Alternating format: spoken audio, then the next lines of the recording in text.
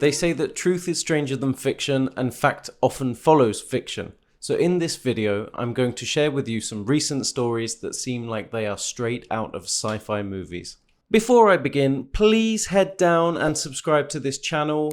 It really helps us to reach a far wider audience. Thank you very much. I'll give you a few seconds to do that.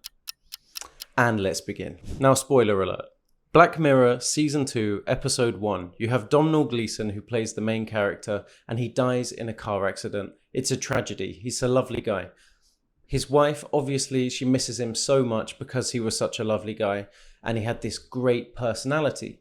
Now, she hears about a service where she can put all of his interactions, digital stuff, you know, like social media, his chat logs, all this sort of stuff into an AI, and the company will create a silicon robot, put his AI personality into that, and it's a way to mourn and deal with the grief.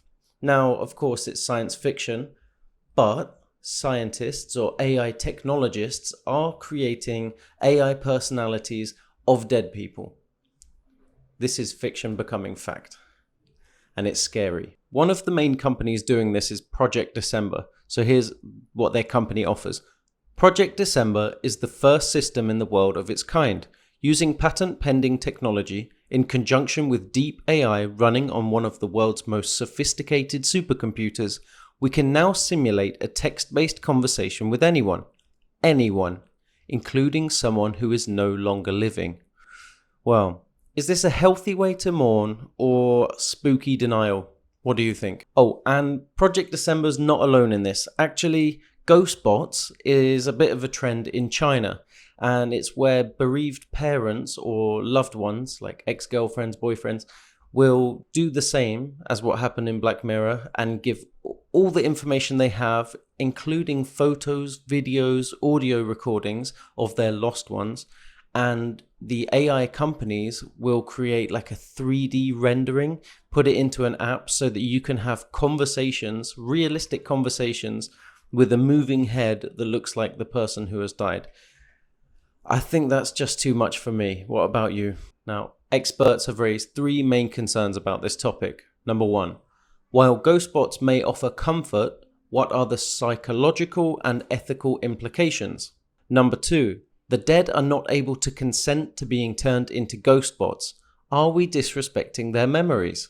Number three, what happens if the ghost bots do something to contaminate the memory of the person they are representing? Now, if you like this topic and you want to know more, there is a recent documentary called Eternal You. It just debuted at the Sundance Film Festival in Utah, and it is all about AI avatars of dead people. Or ghost bots, as we prefer to call them. They say an apple a day keeps the doctor away, but not in this story. Rashid Riaz, a British doctor, was on a flight from Birmingham, England, to Verona in Italy, when a fellow passenger in her 70s with a history of heart issues became short of breath. A stewardess was asked if there was anybody on board who was a doctor. Quick thinking Dr. Riaz came to the rescue, and he asked the flight attendant for her Apple Watch so that he could monitor the blood oxygen levels of the sick passenger. So he took that Apple Watch, he put it on the elderly lady who was having troubles, and he realized that her oxygen saturation levels were too low. They got her an oxygen canister, they landed, they took her to hospital, and she survived. It's a good end to the story. Well, it should be, except if you follow the news, actually Massim, who developed the blood oxygen level monitor in the Apple Watch, are in a dispute with Apple, and that feature will no longer be available on future Apple Watches. So this story will become an anomaly because this technology is not going to be used anymore. Now, this is fiction turning to fact because back in the 1980s movie Airplane, somebody asks, is there a doctor on board? And it's been used so many times in cartoons and other movies, but it's a bit of a cliche. But in this case, somebody asked, is there a doctor on board? Yes, there was, and he used technology to save a life. And I think that's a great story. It's a happy story. But let's move on to the next story. Now, last year I went to watch a movie called Megan. and I'm going to tell you a bit about this movie. So we follow an artificially intelligent doll who develops self-awareness and becomes hostile toward anyone who comes between her and her human companion. And that's the official line, but I think that's about as vague as I can be without giving away the whole movie, because the whole movie was uncomfortable. There were a few jump scares. It's horror, sci-fi, and it's quite violent. So the whole time I was watching the movie, I was thinking, this is like a Black Mirror episode. And then I remembered there is a Black Mirror episode about an AI doll with advanced cognitive abilities that steals children's dreams. The story's a little bit different, but this doll commercializes a famous singer played by Miley Cyrus and steals children's dreams to commercialize them for song lyrics. Now, in reality, it's not that different. It's just leveraging AI, putting it into a toy, and giving it to children, which is just terrifying. Except fiction has turned into fact. It's a reality. There are now a range of AI toys for children. Here we go. I'm going to walk you through some of the most popular ones, the ones that are getting the most attention right now. Introducing Moxie, a robot marketed as a tool for social and emotional development and praised by parents for its ability to help children express their feelings and boost their self-esteem. Now, I'm sorry, but could this one look any more like Ashley 2 from the episode Ashley 2 of Black Mirror that I just mentioned? Come on, like, am I going crazy here? Like, there's something about this robot AI toy that gives me the creeps. I think this is perhaps my least favorite one. But this list is in no order. This is Moxie. Okay, moving on. Then there's Miko.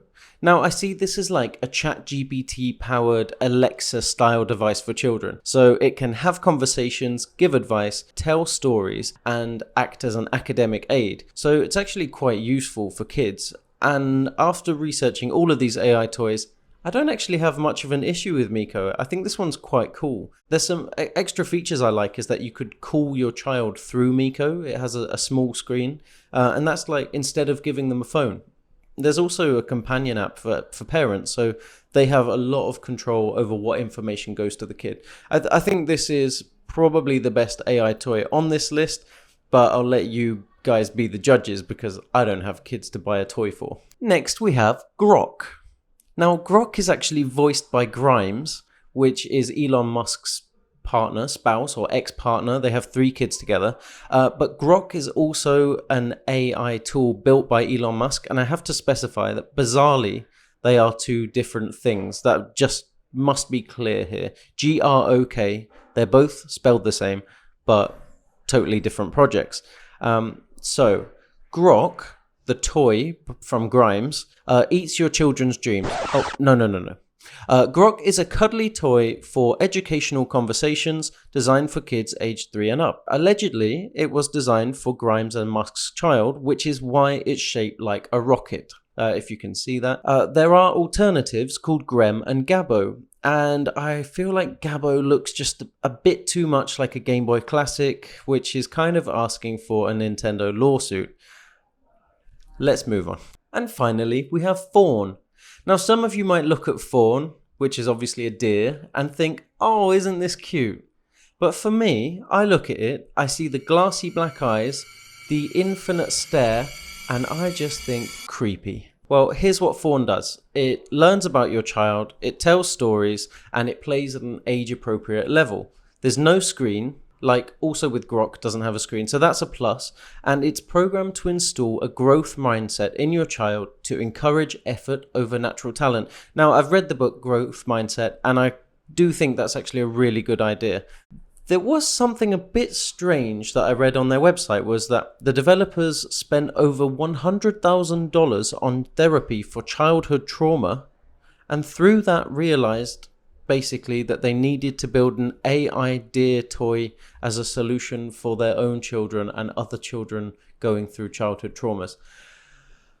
How on earth did they get to that resolution or realization? My goodness. Look, the experts are worried already. They say generative AI is not yet advanced enough to safely provide therapy, and privacy concerns have been raised due to the ability of these devices to record and store data. Although companies claim to have implemented measures to protect user information, concerns have been raised about the ability to provide therapy and the privacy of children's data. Look, this is fiction becoming fact again. I just think this is scary. Like, AI toys, I think that might be a step too far. Do you think we're ready? So I'm going to tell you, like, my opinion, Miko is the best one of these. It's not terrifying like Fawn. And I think Moxie does too much. If you look into it, it's an $800 toy that can learn about 4 children. It has really advanced features. I think it might be just a bit too invasive. I think the key thing here is that too many kids have iPads. A lot of parents will agree. Kids get an iPad at a young age, and that's probably not a good thing. So maybe an AI toy assistant to help them with their learning, as long as it is an educational aid, might not be such a bad thing if used correctly. And I think the companion app for parents is key to that. And if you have kids, please drop a comment below and let us know which one you think is best for your kids and why. We're really curious to see what the appeals and negatives are of each of these toys. And on a lighter note, finally, you've made it to the final story. A woman in Wisconsin gave birth to a healthy baby boy in a McDonald's car park and named him McFlurry. No, McFlurry is actually the kid's nickname. So, because naming your kid McFlurry would just be ridiculous. The baby's real name is Micah Daniel Beck. Yes, that's Micah D. Mackie D. Now, I love the sense of humour here, and I hope that family are happy, the baby boy was healthy, and that is all we've got time for this week. Please, again, go down, drop a subscribe, like the video. It really helps with the reach. We're trying our hardest to grow this channel, and we can do that with your support. I'm Joseph, your presenter, and I look forward to seeing you next week. Thank you for watching.